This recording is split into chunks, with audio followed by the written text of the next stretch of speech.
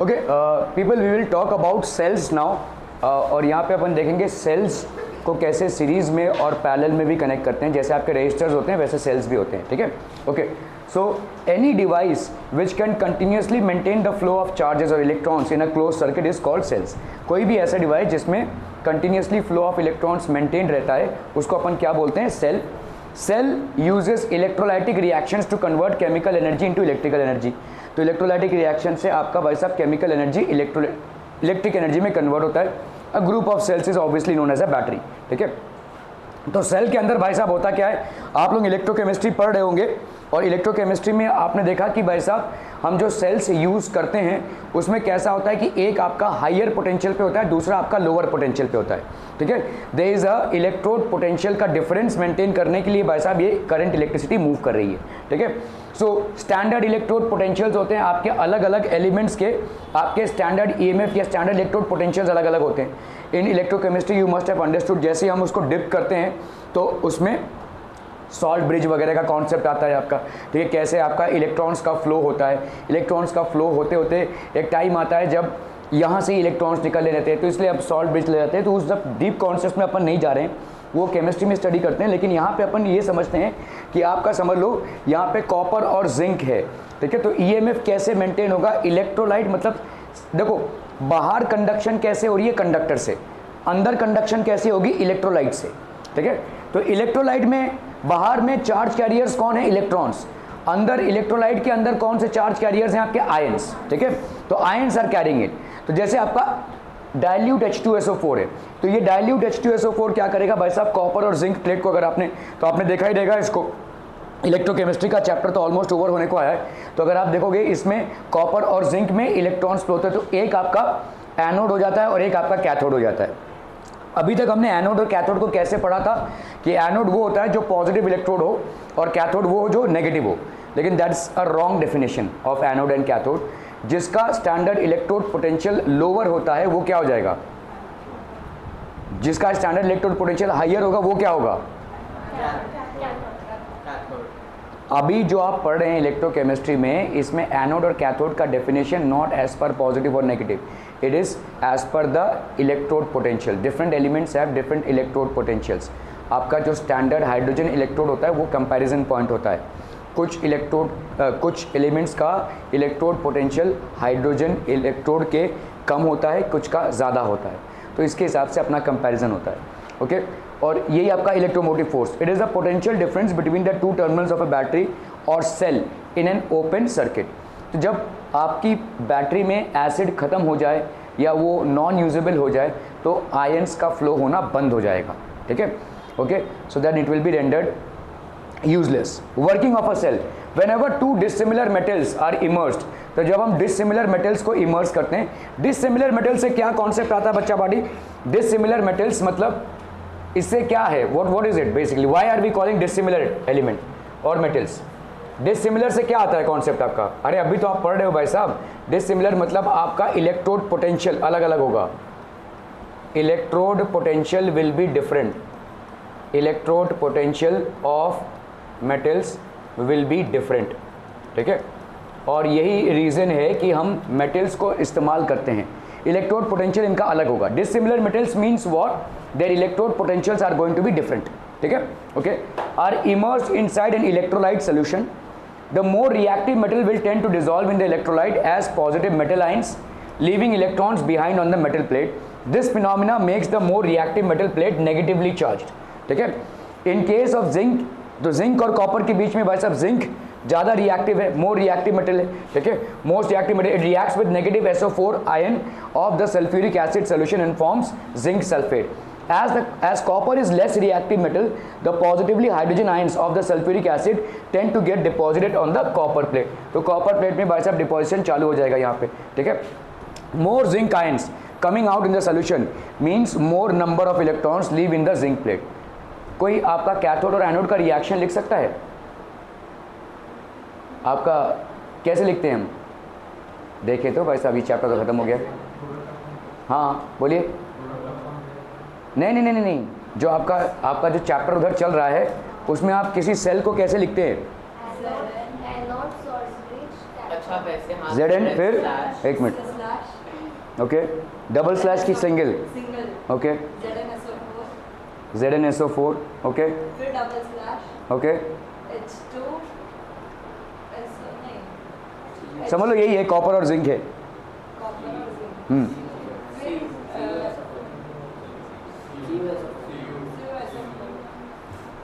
आप कहाँ पे कंफ्यूज हो रहे हो मालूम है क्या?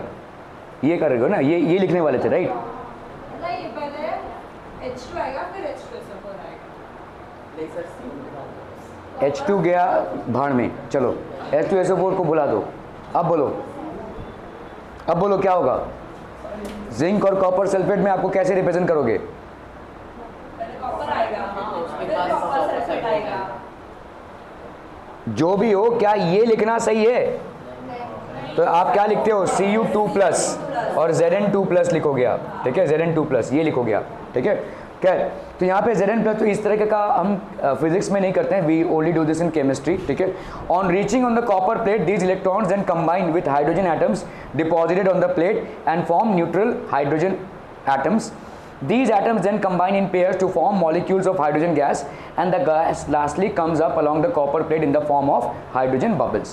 तो copper plate में in the form of hydrogen bubbles ये evolve हो जाता है, ठीक है, क्लियर है? ओके ओके, सो देखो आपके एनोड में क्या रिएक्शन हो रहा है?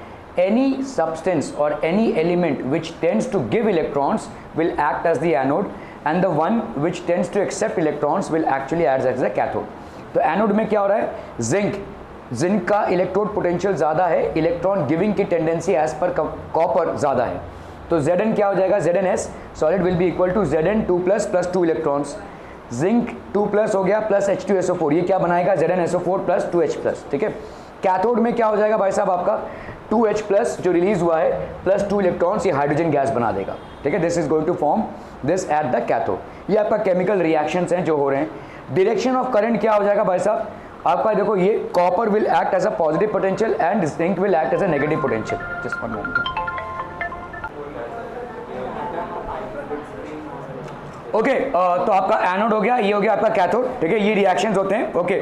So what is basically a cell? अच्छा, जिन चीज़ों से हमको मतलब है, हम यहाँ पे फिजिक्स में ये केमिस्ट्री के रिएक्शंस नहीं पढ़ेंगे, जिन चीज़ों से हमको मतलब है वो है ये कि भाई साहब बैटरी आपको क्या देती है? इलेक्ट्रिसिटी, करंट देती है। लेकिन क्या बैटरी के अंदर भी रेजिस्टेंस होता है? भाई साहब होगा। देखो रेजिस्टेंस कैसा होता है? कंडक्टर, कोई बाहर आपका वायर है, उस वायर में जो इलेक्ट्रिसिटी फ्लो हो रही है वो किसकी वजह से फ्लो हो रही है? इलेक्ट्रॉन्स की वजह से। क्या उसके अंदर रेजिस्टेंस है? हर कंडक्टर में रहेगा भाई साहब। There is a resistance in almost all conductors. अभी आपका इलेक्ट्रोलाइट है, इलेक्ट्रोलाइट में इलेक्ट्रिसिटी कैसे फ्लो हो रही है? Due to ions. जिसमें आयंस नहीं बनेंगे उसमें नहीं होगा, तो आयंस की वजह से भाई साहब इलेक्ट्रोलाइट में इलेक्ट्रिसिटी फ्लो हो रही है। तो ये जो आयंस हैं, क्या इनके फ्लो को भी रेजिस्टेंस मिल सकता है? क्यों नहीं मिलेगा भाई साहब? बिल्कुल मिलेगा, ठीक है, रेजिस्टेंस मिल सकता है। और यही रेजिस्टेंस बैटरी का हो जाता है इंटरनल रेजिस्टेंस। क्या ये समझ में आ रहा है? कंडक्टर जो एक्सटर्नल सर्किट में है उसमें इलेक्ट्रॉन्स के फ्लो को जो रेजिस्टेंस मिलता है वो कंडक्टर का रेजिस्टेंस हो गया, और बैटरी के अंदर जो आयंस के फ्लो को रेजिस्टेंस मिलता है वो बैटरी का हो गया internal resistance. Are we clear to this one people? ठीक है, ओके।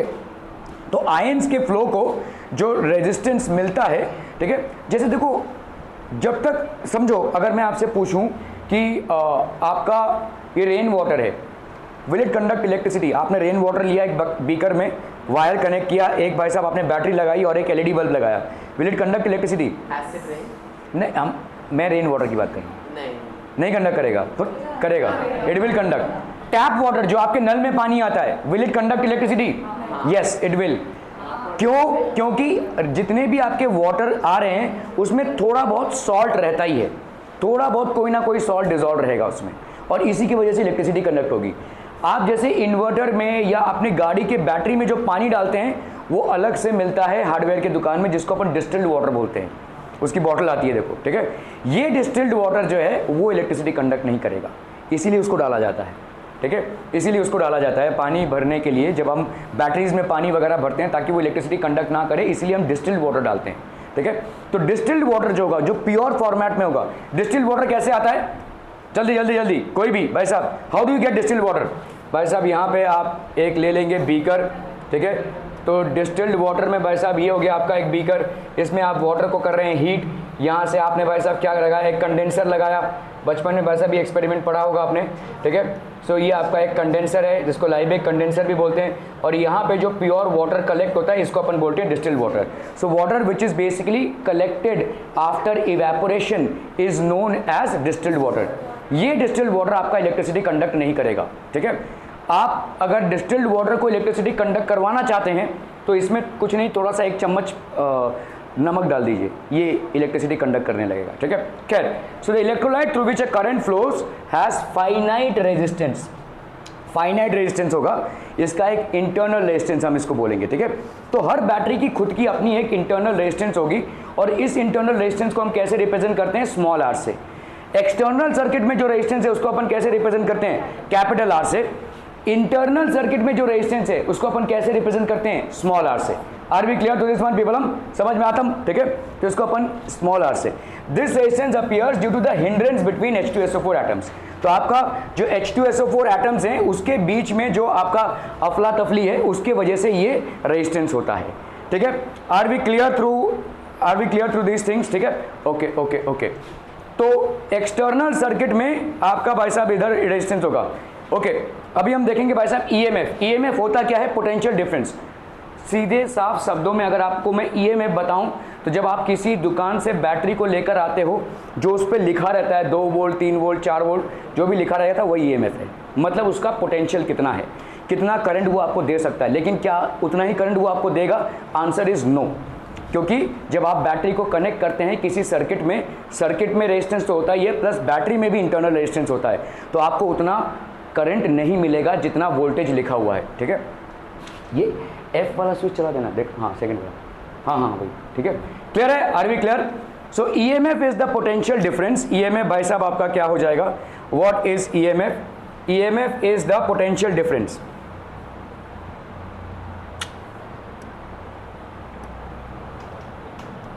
सो EMF क्या है भाई साहब, आपका potential difference between the two terminals of a battery और cell in an open circuit, ठीक है। तो EMF क्या है भाई साहब, आपका पोटेंशियल डिफरेंस है between the two terminals of a battery, ठीक है। Voltage is the potential difference between the two terminals of a battery और a cell in a closed circuit. देखो ओपन सर्किट और क्लोज सर्किट क्या है, ये आपका एक सर्किट है, यहाँ पे आपने समझ लो एक बैटरी को लगाया हुआ है, ठीक है। ये आपका रेजिस्टेंस है, यहाँ पे आपका लेट्स से स्विच है, इसको अपन क्या बोलेंगे, ओपन सर्किट।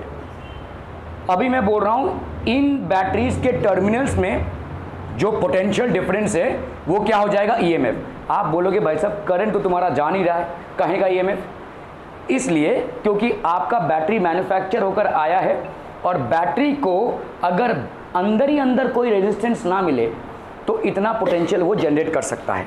इसका मतलब यही है, ठीक है। जो बैटरी पे लिखा रहता है ना वही होता है ईएमएफ। ये हो गया इसका ईएमएफ। क्या ईएमएफ मतलब होता है आपका जो बैटरी का पोटेंशियल है इन एन ओपन सर्किट। आप कंफ्यूज हो रहे होगे कि भाई साहब ओपन सर्किट अगर आप बोल रहे होगे तो उसमें तो इलेक्ट्रिसिटी जाएगी नहीं, पहली बात, काहे का पोटेंशियल डिफरेंस।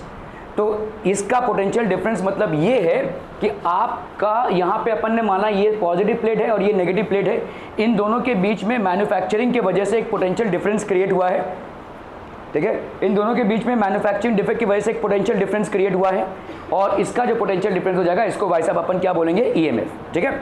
ओके, अभी अगर मैंने जैसे स्विच को दे दिया तो बैटरी में से ये पूरा करंट फ्लो करेगा, लेकिन क्या तुमको जितना ईएमएफ है उतना वोल्टेज मिलेगा, तो answer is no, because some amount of current is going to die out in the circuit due to resistance, and some amount of current is going to die out in the battery itself due to resistance, क्योंकि battery का भी एक internal resistance are होता है। Flow of ions को इतना resistance मिल जाएगा। क्या ये समझ में आ रहा है, ठीक है। तो इसका मतलब जो लिखा है वो मिलेगा नहीं, जो दिखता है वो बिकता नहीं है, ठीक है। तो यहाँ पे भाई साहब आपका ईएमएफ एक लिखा हुआ है, लेकिन उतना ईएमएफ आपको नहीं मिलेगा क्योंकि आपका करंट डाई आउट होगा रेजिस्टेंस की वजह से एक्सटर्नल सर्किट में भी, और करंट डाई आउट होगा रेजिस्टेंस की वजह से इंटरनल बैटरी में भी। क्या ये समझ में आ रहा है, ईएमएफ मतलब जो छपा हुआ है इतना मिलना चाहिए लेकिन नहीं मिलेगा, ठीक है।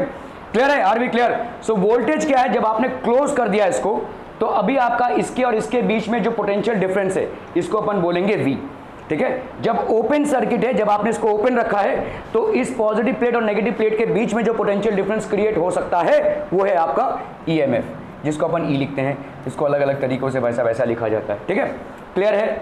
क्या ये समझ में आ रहा है? क्योंकि यहाँ पे अगर आप ईएमएफ और वी को लिख रहे हैं, ईएमएफ और पोटेंशियल में डिफरेंस क्या है भाई साहब आपका, एक में इंटरनल रेजिस्टेंस को कंसिडर नहीं किया जा रहा है, इसमें आप इंटरनल रेजिस्टेंस को कंसिडर नहीं कर रहे हैं, यहाँ पे आप इंटरनल रेजिस्टेंस को कंसिडर कर रहे हैं, ठीक है।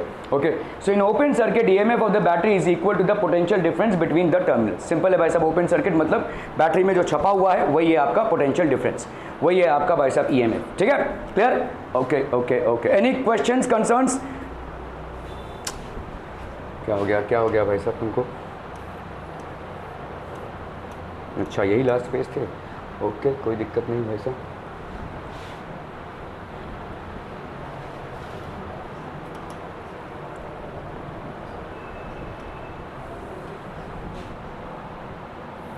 तो कल देखो अपन ने क्या क्या पढ़ा था, यहाँ पे आपका मिरर सिमेट्री पढ़ा था, ठीक है। इस तरह से आपने एक वोल्टेज निकालने का प्रयास किया, ठीक है। Then we had understood what is parallel symmetry and perpendicular symmetry.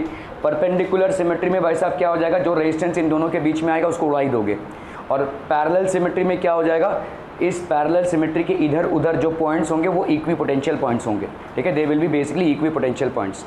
Okay, so अभी हम बात करेंगे भाई साहब बैटरी में इंटरनल रेजिस्टेंस की, ठीक है। So what is basically internal resistance? The electrolyte through which a current flows has finite resistance called R and this is called as internal resistance. तो फ्लो ऑफ आयंस स्मूथ नहीं होता है, उनको भी भाई साहब एक फ्रिक्शन एक्सपीरियंस होता है, और इसी फ्रिक्शन को जो बैटरी के अंदर जनरेट होता है अपन नाम देते हैं इंटरनल रेजिस्टेंस का, ठीक है। This is also measured in ohms, ठीक है। This is also measured in ohms. Okay, तो समझो भाई साहब यहाँ पे सेल है कोई, ठीक है। करंट का डायरेक्शन क्या होगा, पॉजिटिव से नेगेटिव। पॉजिटिव पोटेंशियल कौन होगा, जिसका इलेक्ट्रोड पोटेंशियल कम हो या जिसका इलेक्ट्रोड पोटेंशियल ज़्यादा हो? कम हो। तुम लोग भाई साहब वहाँ पे क्या कर रहे हो, ये इलेक्ट्रोकेमिस्ट्री का चैप्टर आज खत्म हो जाएगा। जिसका इलेक्ट्रोड पोटेंशियल कम हो वही पॉजिटिव इलेक्ट्रोड होगा, और जिसका इलेक्ट्रोड पोटेंशियल कैसे बोलोगे कि किसके पास इलेक्ट्रॉन जाएगा? देखो यहाँ पे मैं बोल सकता हूँ कि जिंक को इलेक्ट्रॉन देने की टेंडेंसी ज़्यादा है, जिसकी वजह से, किस बात की हंसी आ रही है? नहीं बताइए ना, फरमाइए। जिंक को इलेक्ट्रॉन देने की टेंडेंसी ज़्यादा है, ठीक है। It is going to donate electrons. तो आपका भाई साहब करंट कैसे फ्लो होगा? एक्चुअली में इलेक्ट्रॉन्स कौन डोनेट कर रहा है? जिंक। तो इलेक्ट्रॉन्स का फ्लो इस तरफ है कन्वेंशनली, लेकिन करंट का flow is always opposite to the direction of current, opposite to direction of flow of electrons, ठीक है। EMF of a cell is defined as the work done in moving unit positive charge in the whole circuit including the cell once, ठीक है। कितना भाई साहब है, including once. तो आपका भाई साहब अपन ने पढ़ा हुआ है EMF या वोल्टेज क्या होता है, work done per unit charge. तो EMF क्या हो जाएगा, work done per unit charge. देखो इस E को अगर हम हटा दें, हम इलेक्ट्रोस्टैटिक्स में पढ़ चुके हैं, V इज इक्वल टू क्या, W/Q। Work done in moving a unit charge is equal to potential. वहीं पे आपको EMF डालना है, तो EMF क्या हो जाएगा भाई साहब, W/Q। Are we clear? ठीक है। इसका यूनिट क्या हो जाएगा EMF का, वोल्ट। वोल्ट क्या होता है आपका 1 joule upon 1 coulomb. 1 volt is equal to 1 joule upon 1 coulomb, ठीक है। क्लियर है? EMF is independent of the quantity of electrolyte, size of the electrodes and distance between the electrodes. EMF का इससे कोई लेना देना नहीं है। क्यों नहीं है? अभी तो आप बोल रहे थे भाई साहब इंटरनल रेजिस्टेंस है, तो अभी आप ये क्यों बोल रहे हैं? बोलिए भाई साहब। एक पॉजिटिव प्लेट है, एक नेगेटिव प्लेट है, इनके बीच में चार्जेस मूव होंगे इलेक्ट्रोलाइट के अंदर, ठीक है। तो पॉजिटिव प्लेट का लेंथ और नेगेटिव प्लेट का लेंथ या इनका एरिया मैटर क्यों नहीं करेगा भाई साहब? अगर आप EMF का कैलकुलेशन कर रहे हैं तो आपने पढ़ा हुआ है V को, नहीं, क्यों नहीं मैटर करेगा भाई? भाई इतना मेरा समझ लो, इतने लेंथ का कार्बन इलेक्ट्रोड है, इसमें से एक चार्ज निकलेगा, इसमें से एक चार्ज निकलेगा, तो उसका लेंथ क्यों नहीं मैटर करेगा, उसका एरिया क्यों नहीं मैटर करेगा? सवाल क्या है वो समझो। EMF जो है वो इंडिपेंडेंट है ऑफ द इलेक्ट्रोलाइट। कौन सा इलेक्ट्रोलाइट आप यूज़ कर रहे हो उससे उसको मतलब नहीं है, साइज ऑफ द इलेक्ट्रोड से उसको मतलब नहीं है, डिस्टेंस बिटवीन द इलेक्ट्रोड से भी उसको मतलब नहीं है। क्यों? Why is it not dependent on these things? Because EMF में आप इंटरनल रेजिस्टेंस को कैलकुलेट ही नहीं कर रहे हो, ठीक है। आपका एक्चुअल फॉर्मूला क्या है इंटरनल रेजिस्टेंस के कैलकुलेशन में, बच्चा पार्टी, जो अभी हम पढ़ेंगे वो है ये E is equal to V plus IR होता है। E is equal to V plus IR। तो आपने भाई साहब इंटरनल रेजिस्टेंस को कंसिडर ही नहीं किया है, और इंटरनल रेजिस्टेंस के कंपोनेंट्स हैं ये, length of the electrodes, area of the electrodes, ये सब इंटरनल रेजिस्टेंस के कंपोनेंट्स हैं। ईएमएफ भाई साहब इन दोनों के बीच में इतना पोटेंशियल होना चाहिए, बस खत्म हो गई कहानी, ठीक है। So it is independent of the quantity of electrolyte, कितना इलेक्ट्रोलाइट आपने लिया है इस पे मैटर नहीं करता है, size of the electrodes and distance between the electrodes, ठीक है, इन सब पे ये मैटर नहीं करता है, ठीक है। Okay, relation between EMF end voltage, तो आपका भाई साहब relation between EMF end voltage क्या है? वोल्टेज क्या है? जैसे ही आपने स्विच ऑन किया, जैसे ही भाई साहब इलेक्ट्रिसिटी फ्लो होएगा, तो ऑब्वियसली बात है कि एक्सटर्नल सर्किट में एक रेजिस्टेंस R डेवलप होगा और इंटरनल में क्या होगा? एक इंटरनल रेजिस्टेंस R, ठीक है। तो आपका भाई साहब E जो होगा वो इन दोनों का टोटल होगा भाई साहब, ठीक है। तो आपका E जो है EMF, ठीक है, ये E क्या हो जाएगा बच्चा पार्टी?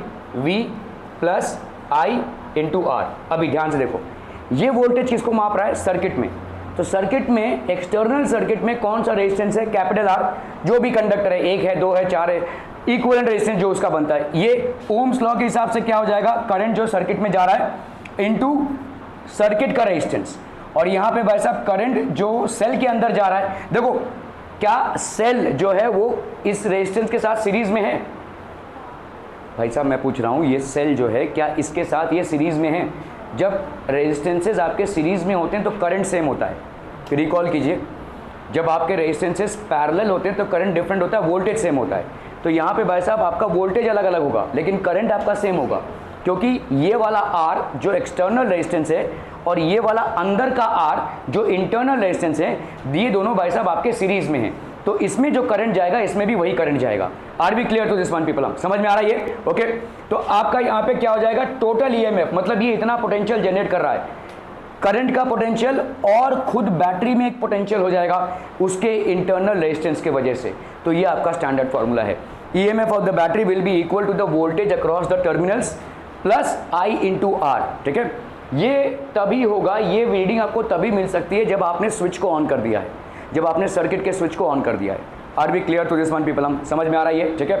ये इसको अलग अलग तरीके से लिख लो भाई साहब। अगर V को आपको लिखना है तो क्या हो जाएगा? E माइनस IR हो गया भाई साहब, ठीक है, एक ही बात हो गई। ओके, ये वोल्टेज जो है वो क्या है? I इंटू R है। Are be clear on this one? Okay, तो आपका भाई साहब V क्या हो गया? Voltage across the terminals of a cell. E क्या हो गया? EMF of the cell, current flowing in the circuit, और R हो गया आपका internal resistance of the cell. आप बोलेंगे इसका डेरिवेशन क्या है? तो डेरिवेशन की जरूरत नहीं है, सिंपल कॉन्सेप्ट है। देखो आपका जो EMF है ये आपका बैंक की तरह है। बैंक भाई साहब जब पैसा दे रहा है तो बिजनेसमैन को पैसा दे रहा है, बिजनेसमैन कुछ पैसा भाई साहब से बिजनेस चलाएगा और कुछ पैसों से घर भी तो चलाएगा, ठीक है। तो आपका एक रेजिस्टेंस क्या कर रहा है? इस वोल्टेज को कंज्यूम कर रहा है, और थोड़ा बहुत करंट आपका कहाँ पे कंज्यूम होगा? बैटरी के अंदर जो रेजिस्टेंस है उसमें मरेगा, ठीक है। समझ में आ रहा है ये? तो दो वोल्टेजेस जनरेट हो जाएंगे, ठीक है। एक तो EMF जो उसका है और प्लस आपका जो पूरे सर्किट का वोल्टेज है और प्लस इसका IR, ठीक है, क्लियर है। सो यही है आपका, देखो एक वोल्टेज जो सर्किट का है और एक वोल्टेज जो बैटरी के अंदर उसके इंटरनल रेजिस्टेंस की वजह से जनरेट हो रहा है, ठीक है। So that is how the entire amount of money is getting divided. One amount of money is getting used in business purposes, business loan लिया है किसी ने और थोड़ा बहुत उसको अपना जीवन भी तो चलाना पड़ेगा। So this is how it is getting compensated, ठीक है, क्लियर है। तो इसका कोई डेरिवेशन नहीं है, ये सिंपल कॉन्सेप्ट पे ही है, ठीक है। Okay, so now EMF is the potential difference between the two terminals of a battery और अ सेल। डेफिनेशन पर्पसेस के लिए आप लिख सकते हो, लेकिन अंडरस्टैंडिंग के लिए ये समझ लो कि जब बैटरी में लिखा रहता है ना 2 वोल्ट की बैटरी है तो वही है उसका EMF। बैटरी में 4 वोल्ट की बैटरी लिखा हुआ है तो वही है उसका EMF। ये अंडरस्टैंडिंग के लिए, ठीक है। आपको कभी कभी सवालों में ऐसा दिया रहेगा कि अ बैटरी ऑफ EMF नहीं दिया हुआ है, a battery which is on which it is written it's a 2 volt battery, तो इसका मतलब वही उसका EMF है, ठीक है। Okay, voltage is the potential difference between the two terminals of a battery और a cell in a closed circuit, ठीक है। ओके, चलिए भाई साहब, अगर अपन ने यहाँ पे किरचॉफ का वोल्टेज लॉ अप्लाई किया, ये क्लोज सर्किट है, देखो this is basically a closed circuit, ठीक है। अभी आप VA से VB में जा रहे हैं, ठीक है। You are moving in which direction? You are moving from A to B, applying KVL from A to B, ठीक है। ओके, VA आप देखो भाई साहब यहाँ पे ये किस डायरेक्शन, ऐसे जा रहे हो भाई साहब, ठीक है। ये किस डायरेक्शन में जा रहे हो भाई साहब? आपका VA माइनस E, क्योंकि आप यहाँ पे कहाँ से कहाँ जा रहे हो? पॉजिटिव से नेगेटिव, तो आपका ये माइनस ई हो जाएगा, ठीक है। और इधर क्या हो जाएगा बोलो, इसका रेजिस्टेंस। देखो आप जिस डायरेक्शन में जा रहे हो और करंट जिस डायरेक्शन में जा रहा है, अगर वो दोनों सेम हुआ तो नेगेटिव होगा, और अगर करंट का फ्लो आपके मूवमेंट, आपने जो भी रास्ता चुना है आपके मूवमेंट के अगेंस्ट हो तो वो पॉजिटिव होगा। यहाँ मुझे बताओ करंट कैसे फ्लो हो रहा है, ये ऐसे आ रहा है ना भाई साहब। अगर आप सेल के अंदर गए तो करंट किस तरफ से आ रहा है, इस तरफ से। आप किस तरफ जा रहे हो, इस तरफ से, तो इस करंट को आप क्या लोगे, पॉजिटिव। अगर आपका मूवमेंट और करंट का मूवमेंट सेम है तो करंट को क्या लोगे आप, नेगेटिव। अगर आपका मूवमेंट और करंट का मूवमेंट ऑपोजिट है तो आप करंट को क्या ले लोगे, पॉजिटिव। तो आप भाई साहब जा रहे हो ऐसे, कहां से, ए से बी में, तो आपने करंट को क्या ले लिया यहाँ पे, पॉजिटिव, क्योंकि करंट भाई साहब ऑपोजिट डायरेक्शन में, आपके जाने के ऑपोजिट डायरेक्शन में। तो ये हो गया वी ए माइनस ई। क्यों लिख रहे हैं, क्योंकि अपन बैटरी के अंदर पॉजिटिव से नेगेटिव टर्मिनल में जा रहे हैं, पोटेंशियल ड्रॉप हो रहा है, तो इसीलिए आपका माइनस ई। और plus I R, this will be equal to V B, ठीक है। अभी अगर अपन V A minus V B करते हैं, इसको भाई साहब इधर और इसको इधर लिया तो ई माइनस आई आर हो गया, यही हो गया आपका पोटेंशियल ड्रॉप, ये हो गया आपका voltage, that is E minus I R, ठीक है। तो ये जो फॉर्मूला आ रहा है, this can be written as this, okay. अभी देखो यहाँ पे अपन बोल सकते हैं कि आपका ईएमएफ जो है, इसी एक स्टैंडर्ड फॉर्मूला को याद रखो भाई साहब, E is equal to V plus I R. इसको अपन क्या लिख सकते हैं, capital I R plus capital I small R, ठीक है। This is resistance in the entire circuit, this is resistance within the cell.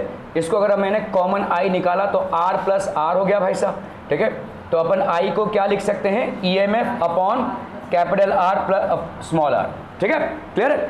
तो ईएमएफ क्या हो जाएगा भाई साहब, E upon R plus R. आपका जो वोल्टेज है, आउटपुट वोल्टेज, मतलब जो सर्किट में जो पोटेंशियल रन हो रहा है, क्या वो ईएमएफ के बराबर होगा, नहीं, ईएमएफ से कम होगा, क्योंकि आपका वोल्टेज ड्रॉप हो रहा है। सर्किट में रेजिस्टेंस की वजह से आपका वोल्टेज ड्रॉप हो रहा है, और बैटरी में आपके इंटरनल रेजिस्टेंस की वजह से भी वोल्टेज ड्रॉप हो रहा है। सो ऑब्वियसली बात है कि भाई साहब V will always be less than E. और अगर मैथमेटिकली तुम यहाँ पे देख रहे हो तो तुमको दिख ही रहा है भाई साहब, यहाँ पे ई है, यहाँ पे वी है, और प्लस आई आर कर रहे हो, मतलब ऑब्वियसली बात है वी पे आप कुछ और ऐड करोगे तब जाकर आपको ई मिलेगा। तो ऑब्वियसली बात है क्या हो जाएगा, V will be less than E. समझ में आ रहा है, okay. The cell is getting discharge. अभी देखो, जैसे यहाँ पे अगर अपन ने क्या किया, कुछ ऐसा अरेंजमेंट कर दिया कि यहाँ पे सेल को ऐसे कनेक्ट किया, करंट ऐसे जा रहा है, ये कभी होगा, व्हेन विल दिस हैपन। यहाँ पे अपन इस प्रोसेस को क्या बोलते हैं, cell is getting discharge as it is driving the current. देखो करंट कैसे होना चाहिए, करंट आपका ऐसे जा रहा है, ठीक है, ये पॉजिटिव से नेगेटिव जा रहा है, मतलब इस तरह से सेल डिस्चार्ज हो रहा है, सेल का चार्ज यूज हो रहा है, सेल का करंट वोल्टेज यूज हो रहा है, तो cell is getting discharge. And when will you say that the cell is getting charged. और क्या चार्ज को अपन कर सकते हैं, देखो समझो मैंने यहाँ पे एक वोल्टेज लगाया है 2 वोल्ट का, और इसके सामने ध्यान देना, ठीक है, इसके सामने भाई साहब मैंने एक वोल्ट लगा दिया है 3 वोल्ट का।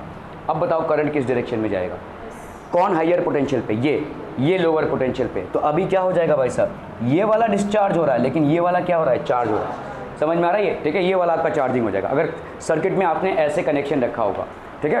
क्या आप ऐसे बैठ सकते हैं, थैंक यू, ठीक है, ओके। सो ये हो गया भाई साहब आपका 3 वोल्ट, ये हो गया आपका 2 वोल्ट, ठीक है। तो यहाँ पे आपका 3 से ये हायर पोटेंशियल में, ये लोअर पोटेंशियल में है, तो इसके अंदर जाएगा। Now this cell is getting charge.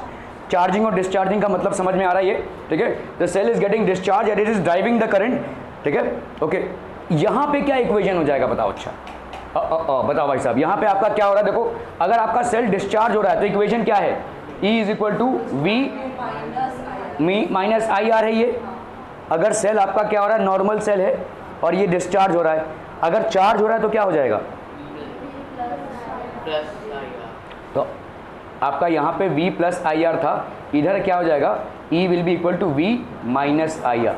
समझ में आ रहा है ये V माइनस आई आर हो जाएगा अगर भाई साहब उसमें करंट जा रहा है तो, ठीक है। और वो ऐसे इंस्टेंसेस में होगा। यहाँ पे आपका क्या हो जाएगा, V will be greater than E, तो V आपका ग्रेटर देन E हो जाएगा। जो वोल्टेज जनरेट हो रही है वो आपके बैटरी के ईएमएफ से ज़्यादा है भाई साहब। Are we clear on this one, ठीक है, ओके ओके ओके। तो आप देख लो भाई साहब I की वैल्यू क्या हो जाएगी, E upon R plus R, V is equal to this, ठीक है, ओके। तो V is equal to E R upon R plus R, ये अलग अलग तरीकों से आप इसको लिख सकते हैं। देखिए ये समझ में आ रहा है भाई साहब, ठीक है, E R upon R plus R. Voltage आपका कितना हो जाएगा, देखो वोल्टेज आपका करंट हो गया E upon R plus R, ठीक है।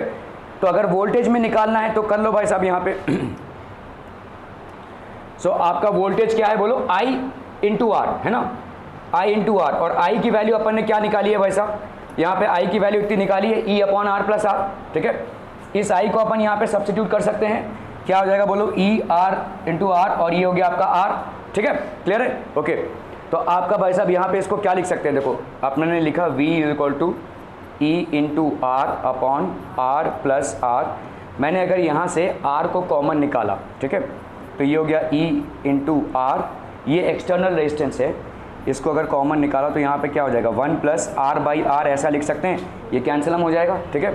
ये वाला आर और ये वाला आर भाई साहब आपका कैंसिल हो गया, तो V इज इक्वल टू कितना हो जाएगा, E upon 1 plus R by R. क्या ये समझ में आ रहा है बच्चा बाड़ी, are be clear on this one, ठीक है, ओके। तो आपका भाई साहब ये अलग अलग फॉर्मूले से देखो, यहाँ पे V इज इक्वल टू, तो ये इसको ऐसे लिख सकते हैं अपन, ठीक है, ओके। सो यहाँ देखो आपका करंट जा रहा है, ये this is basically the current, this is an external resistance R and here we have an internal resistance. तो बड़े आराम से भाई साहब अपन इसको बोल सकते हैं, अगर V की वैल्यू E के बराबर हो जाए, ये कब होगा, when will this happen, V की वैल्यू E के बराबर कब होगा, जब आपका भाई साहब नीचे क्या आ जाए 1, समझ में आ रहा है, तब V और E बराबर हो जाएंगे। और नीचे 1 कब आएगा, तो आपका R अगर 0 हो जाए तब हो जाएगा। भाई अगर ये R 0 हो गया, इंटरनल रेजिस्टेंस अगर आपका 0 हो गया, तो नीचे क्या बचेगा, 0 अपॉन R, तो मतलब 1 प्लस 0 दैट इज 1, तब आपका V और E बराबर हो जाएगा। मतलब अगर आपने कोई ऐसी बैटरी डिज़ाइन की है जिसकी इंटरनल रेजिस्टेंस 0 हो जाए, तो भाई साहब E और V बराबर हो जाएगा, मतलब जितना EMF उतना ही आउटपुट वोल्टेज। ऐसा हो नहीं सकता, ठीक है, ये पॉसिबल नहीं है, ठीक है। तो V E के बराबर कब होगा भाई साहब, जब R की वैल्यू 0 हो जाए, R की वैल्यू 0 हो जाए, या अपन भाई साहब यहाँ पे, तो अगर R की वैल्यू 0 हो जाती है, यहाँ पे R की वैल्यू 0 हो गई, तो V की वैल्यू क्या हो जाएगी भाई साहब, E के बराबर हो जाएगी, ठीक है, ओके। नाउ लेट्स से अगर V आपका E के बराबर कब हो रहा है, तो आपका देखो V यहाँ पे अगर R की वैल्यू 0 हुई तो V और E बराबर। अगर भाई साहब आपकी I की वैल्यू 0 हो गई, I की वैल्यू अगर 0 हो गई भाई साहब, तो क्या हो जाएगा बोलो, व्हाट विल हैपन, I की वैल्यू अगर 0 हो गई तो क्या V और E बराबर हो जाएंगे, कैसे बताओ, वाई, अरे पूरे स्टैंडर्ड फॉर्मूले में जाओ ना आप, एकदम स्टैंडर्ड फॉर्मूले में V इज इक्वल टू क्या है, अरे यार, ठीक है, V इज इक्वल नहीं, V is equal to I R नहीं है भाई साहब, आपका E is equal to V नहीं plus I R, V plus I R है। अगर ये I की वैल्यू 0 हो जाए तो E और V बराबर हो जाएंगे, सिंपल, ठीक है। तो आपका देखो अगर इंटरनल रेजिस्टेंस, ये आइडियल सेल है, आइडियल मतलब जो अचीवेबल नहीं है, जैसे हम आइडियल गैस इक्वेशन बोलते हैं, अचीवेबल नहीं है, ठीक है, ये भी आपका अचीवेबल नहीं है। आप कोई ऐसा बैटरी डिज़ाइन करें जिसका कोई इंटरनल रेजिस्टेंस ना हो, जब भी आपके चार्जेस फ्लो होंगे उनको कोई ना कोई रेजिस्टेंस मिलेगा ही, कम या ज़्यादा ये हो सकता है, ठीक है। तो ये आपका आइडियल सेल कंडीशन हो गया। आपका I इज इक्वल टू 0 मतलब क्या हो जाएगा, ओपन सर्किट, ठीक है, मतलब I इज इक्वल टू 0 कब होगा, जैसे अपन ने बोला ना कि भाई साहब जब आपका ओपन सर्किट है तो EMF वोल्टेज कैसे हो रहा है भाई साहब, ये क्योंकि कोई करंट ही नहीं फ्लो कर रहा है, इसीलिए भाई साहब आपका E और V बराबर होगा, ठीक है। और आपका R is equal to infinite, ये भी आपका आइडियल केस है। अगर R की वैल्यू इनफाइनाइट हो जाए, ध्यान से देखो, अगर ये इन्फिनिटी हो जाती है तो ये वाला फ्रैक्शन क्या हो जाएगा, 0। अगर ये इन्फिनिटी हो गई तो ऑब्वियस सी बात है R बाई R क्या हो जाएगा, 0, तो 1 प्लस 0 आपका क्या हो जाएगा, 1, तो V और E बराबर हो जाएंगे। तो तीनों केसेस में आपका V और E बराबर हो सकता है। क्या क्या, I की वैल्यू 0 हो जाए, विच इज बेसिकली क्या हुआ, तो आपका भाई साहब I का वैल्यू 0 हो जाए, which is basically what, an open circuit, ठीक है। R का वैल्यू 0 हो जाए, which is basically an ideal cell, possible नहीं है। R की वैल्यू इन्फिनिटी हो जाए, which is basically an ideal case, ये भी पॉसिबल नहीं है। दोनों भी केसेस आपके पॉसिबल नहीं है, लेकिन हम अंडर सर्टेन सर्कमस्टेंसेस इनको मान सकते हैं, ठीक है। आप इस इक्वेशन को देखेंगे तो ही आपका भाई साहब V और E के बीच में पॉसिबिलिटीज क्लियर हो जाएंगी। Are we clear on this one people, हम समझ में आता हम, ठीक है, okay okay okay. Charging of a cell, तो चार्जिंग ऑफ अ सेल कैसा होता है बच्चा बाड़ी, हाउ डज दिस हैपन। अभी देखो जैसे समझ लो हम A से B की तरफ जा रहे हैं, ठीक है, आपका ये पॉजिटिव पोटेंशियल है और ये आपका भाई साहब है नेगेटिव पोटेंशियल। इस बैटरी का या सेल का इंटरनल रेजिस्टेंस है क्या, R, ठीक है। तो VA माइनस E, क्यों माइनस E, क्योंकि अपन पॉजिटिव से नेगेटिव की तरफ जा रहे हैं, तो माइनस E हो गया, ठीक है, हो गया, बात हो गया, माइनस E। और भाई साहब क्या है आपका, ये इंटरनल रेजिस्टेंस है, आप जिस तरफ जा रहे हो और करंट को भी, तो मैं यहाँ पे क्या करा रहा हूँ, करंट को ठूस रहा हूँ किसमें, सेल में, चार्जिंग हो रही है। ये तभी हो सकता है जब इसके पॉजिटिव पोटेंशियल से आपने किसी हायर पोटेंशियल के पॉजिटिव पोटेंशियल को कनेक्ट कर दिया है। समझ में आ रहा है? जब समझ लो ये 2 वोल्ट का बैटरी है, इसके 2 वोल्ट के पॉजिटिव पोटेंशियल से आपने 3 या 4 वोल्ट के बैटरी को कनेक्ट कर दिया उसके पॉजिटिव पोटेंशियल से, तब ये ऐसा होगा। Are we clear? क्लियर? क्या हुआ, फोन आ रहा है? ठीक है, सो यहाँ पे क्या हो जाएगा, देखो अगर this is basically at a higher potential, then what will happen, current will flow into it, and if current flows into it what will happen, this is going to get charge, charging हो रही है यहाँ पे। ठीक है, okay, so now let's move in this circuit from A to B, we are moving in this circuit from A to B. आप यहाँ पे कहाँ से कहाँ मूव कर रहे हैं, प्लस से माइनस में, तो आपका पोटेंशियल ड्रॉप होगा, मतलब माइनस ई हो जाएगा। ओके, चलिए भाई साहब, वी ए माइनस ई हो गया। ये आप भाई साहब अंदर कैसे मूव कर रहे हैं, करंट किस तरफ है, इस तरफ, आप कैसे मूव कर रहे हैं, इस तरफ, तो आपका करंट नेगेटिव हो जाएगा। ठीक है, तो minus I R is equal to V B. ठीक है, तो V A minus V B इस टाइम पे क्या हो जाएगा, E plus I R, V will be equal to E plus I R. वहां पे कितना था भाई साहब, V is equal to E minus I R था। जब आपका सेल, तो याद रखिए, जब आपका सेल डिस्चार्जिंग मोड में है तो इक्वेशन क्या होगा, V is equal to E minus I R. When your cell is on a charging mode it will be V is equal to E plus I R. तो क्या सारे batteries आपके charging होते हैं, चार्जेबल होते हैं? चार्जेबल नहीं होते हैं। ठीक है, तो अगर आप ज़बरदस्ती किसी में करंट ठूसने जाएंगे वो शॉर्ट सर्किट हो जाएगा। ठीक है, आपने टॉर्च देखा है, टॉर्च, तो पहले देखो वो सिक्योरिटी गार्ड के पास इतना लंबा लंबा टॉर्च रहता है, तो उसमें देखो इसीलिए ना जितने भी बैटरी वाले इक्विपमेंट्स होते हैं उसमें लिखा रहता है ये पॉजिटिव है ये नेगेटिव है, पॉजिटिव को पॉजिटिव की तरफ। तो आपने अगर उल्टा सीधा कनेक्शन कर दिया एक पॉजिटिव को नेगेटिव की तरफ, उसका सर्किट डाई आउट हो जाएगा। ठीक है, इट विल नॉट ग्लो। ठीक है, ओके, सो आपका भाई साहब यहाँ पे अगर चार्जिंग हो रही है, सेल की चार्जिंग के टाइम पे terminal voltage will be more than the EMF of the cell. ठीक है, वी आपको दिख ही रहा है भाई साहब, ई के साथ आप आई आर को प्लस कर रहे हैं तो जब आपको वी मिल रहा है, तो obviously V will be more than EMF. ठीक है, the cell is getting charge as the current is driven through the cell. Are we clear on this one people? Okay, चलिए भाई साहब अभी हम सेल का कनेक्शन देखते हैं। A set of n cells हैं। ठीक है, ये set of n equal resistors हैं, आर आर आर आर ऐसे भाई साहब इक्वल एन रजिस्टर्स हैं। ठीक है,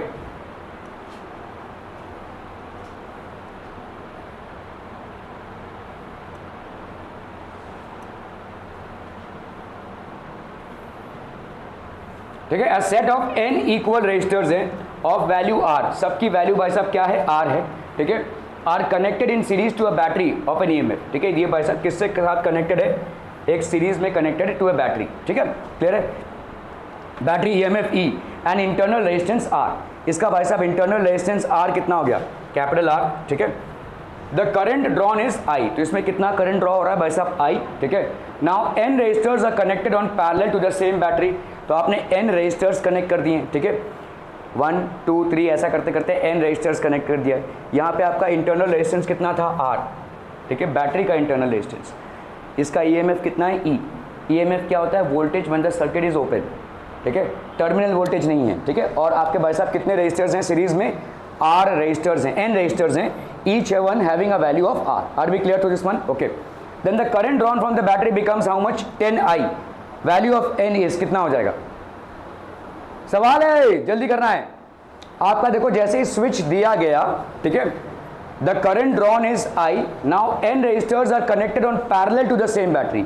यही तो यहाँ पे आपको करंट कितना मिल रहा है भाई साहब, आई। तो अपन क्या लिख सकते हैं, बोलो बोलो ना, बोलो भाई साहब। V की वैल्यू क्या हो जाएगी, E minus I into equivalent resistance, sorry E minus I R, है ना, I इंटू आर। ठीक है, V is equal to E minus I R. Okay, यहाँ पे भाई साहब आपका V क्या है, बोलो बोलो बोलो जल्दी बोलो भाई साहब। देखो I की वैल्यू कितनी आएगी, यहाँ पे I की वैल्यू कितनी आएगी, इसको क्या लिख सकते हैं, बोलो I R, that will be E minus I R. इसको इधर लिया तो ये हो गया आपका कितना, I R plus I into are.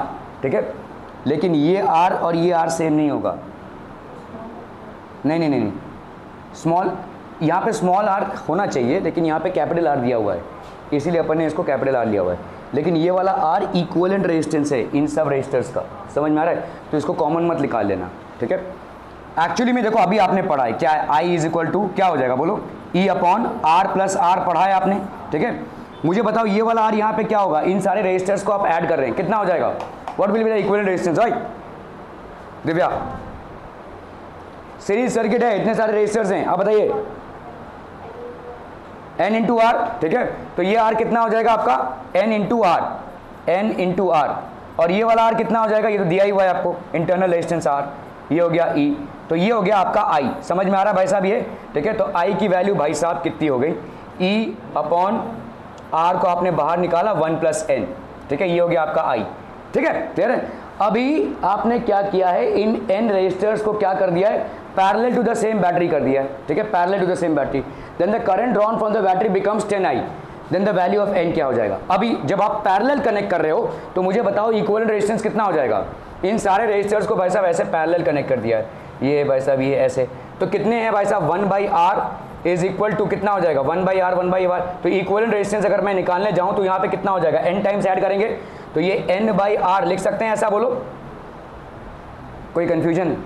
भाई साहब देखो यहाँ पे ये आपके रेजिस्टर्स हैं, R1 ये हो गया, R2, ऐसा करते करते आप आ रहे हैं कहाँ तक, Rn, R1 से लेकर Rn तक आ रहे हैं, ठीक है? तो आपका इक्विवेलेंट रेजिस्टेंस कितना हो जाएगा, this will B 1/r plus 1/r, ऐसा करते करते 1/r तक कितने टाइम्स, n टाइम्स, ठीक है? तो यहाँ पे क्या हो जाएगा, 1/r equivalent is equal to n/r, तो आपका r इक्विवेलेंट का वैल्यू कितना आ जाएगा, r/n। क्या ये मामला समझ में आ रहा है? Are we clear on this one people, ठीक है? ये हो गया आपका r/n।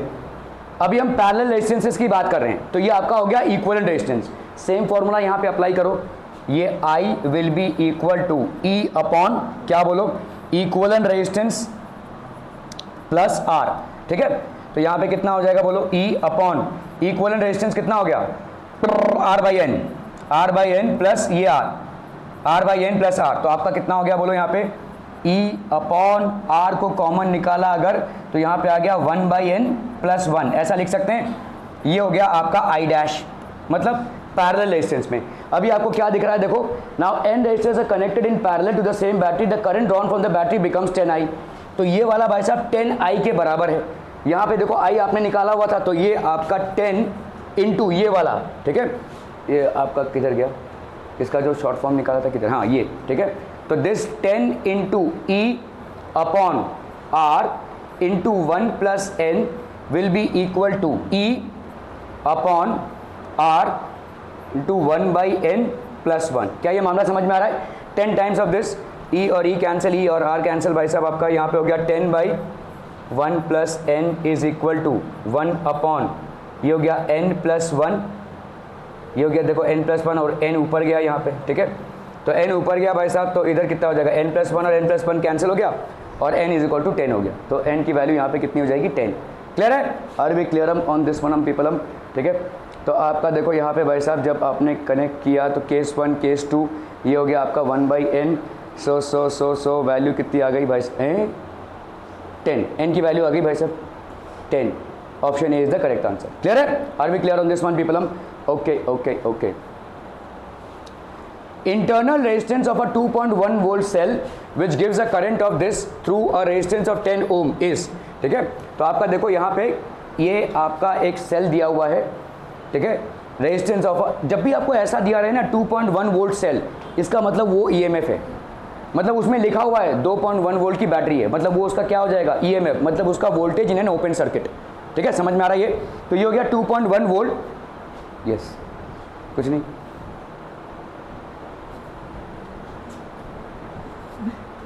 पेन चाहिए, ओके, ठीक है? तो 2.1 वोल्ट सेल, ठीक है? इतने शराफत से कौन पेन मांगता है, अरे पेन देना, हम तो ऐसे बोलते हैं, वैसे ठीक है, जेंटलमैन आदमी है आप। 2.1 वोल्ट हो गया ये हो गया आपका R, ये हो गया भाई साहब आपका कितना हो गया, 0.2 एम्पियर्स का करंट जा रहा है। The internal resistance of a 2.1 volt cell which gives a current of 0.2 amperes through a resistance of 10 ohms. आपका भाई साहब यहाँ पे कितना करंट जा रहा है, 10 एम्पियर से 10 ओम से 10 एम्पियर का 0.2 एम्पियर्स का करंट जा रहा है, ठीक है? ओके, सो आपका यहाँ पे इंटरनल रेजिस्टेंस कितना होगा, what will be the internal resistance? तो आप भाई साहब यहाँ पे करंट की वैल्यू निकालो, भाई साहब यहाँ पे क्या हो जाएगा, करंट की वैल्यू होती है E इज इक्वल टू, अरे बोलो ना बोलो, जल्दी से बोलो, E is equal to I is equal to E upon external resistance plus internal resistance, E की वैल्यू दी हुई है आपको कितनी है 2.1, एक्सटर्नल रेजिस्टेंस भाई साहब कितना है आपका 10 वोल्ट का, 10 ओम का सॉरी, और इंटरनल रेजिस्टेंस आपका कितना है नहीं मालूम, ठीक है, यही आपको फाइंड करना है ना। और यहाँ पे कितना दिया हुआ है करंट आपको 0.2 एम्पियर्स का, ठीक है, इसी को कैलकुलेट करना है। यहाँ पे कर लो भाई साहब, यहाँ पे कितना हो गया 0.2 × 10 हो गया 2 प्लस 0.2